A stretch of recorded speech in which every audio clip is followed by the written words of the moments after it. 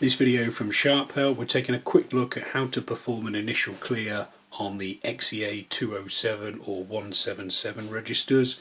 In this video I'm using the 207B model, but the process will be the same across the range. So an initial clear is designed to get the machine out of a lock-up state. So either you're getting a persistent error message which you can't clear, or you can't access the mode that you're trying to get into to process sales, for example. The process is fairly straightforward. The first thing you need to do is to disconnect the machine from the mains.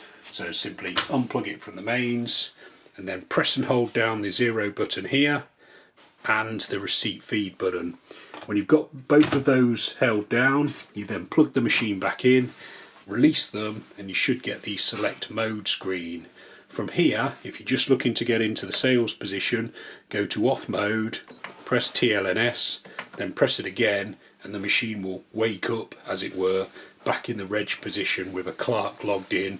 So you can see REG and then 01, meaning you're able to process a sale. Okay, I hope that video has been helpful. We've got plenty more videos showing you how to get the best out of the XEA207 and other Sharp registers. Some of those videos will be appearing on screen now, so you're welcome to check those out. You can also subscribe to this YouTube channel or visit sharphelp.co.uk for more. Thanks for watching.